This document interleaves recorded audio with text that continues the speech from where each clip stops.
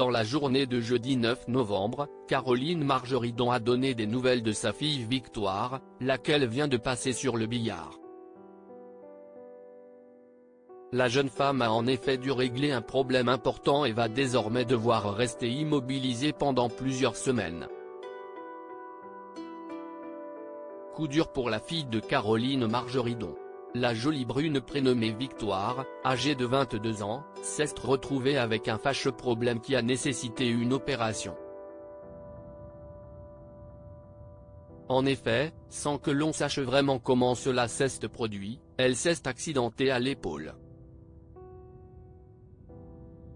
Vous n'avez pas trop eu de nouvelles de moi dernièrement, pourquoi? Parce que ma fille s'est fait opérer, donc on lui a mis des vis dans l'épaule, a fait savoir sa célèbre maman qui est restée silencieuse quelques jours pour rester au chevet de sa fille adorée, née de ses anciens amours avec un grand sportif, également le père de son fils Alexandre, 23 ans.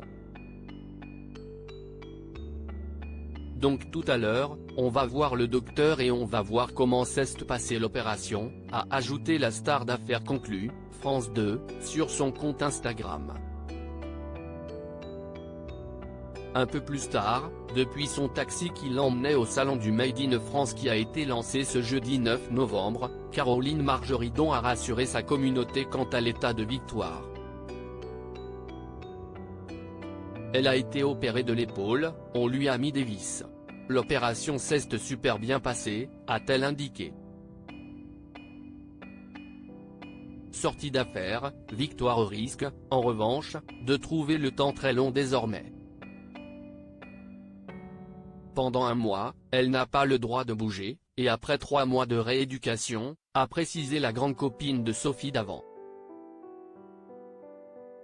Et pour elle de conseiller à ses abonnés de bien faire gaffe avec leurs épaules. Ce n'est pas du gâteau quand on doit se faire réparer, a-t-elle été forcée de constater. Caroline Margeridon de sortie à Paris est très proche d'un ami. Caroline Margeridon a de son côté prouvé qu'elle était en mesure de bien bouger lorsqu'elle s'est rendue à la soirée de Roland Pérez mercredi soir au Bouddha Bar de Paris pour fêter la sortie de son nouveau livre, Ma mère, Dieu et Litsi. La brocanteuse, également chroniqueuse de temps en temps sur Europe 1, était même déchaînée au bras d'un bon ami, qu'elle a couvert de baisers, même sur la bouche. Un homme qui n'était pas Pascal, son véritable compagnon de longue date auprès de qui elle ne s'est affichée qu'une seule et unique fois.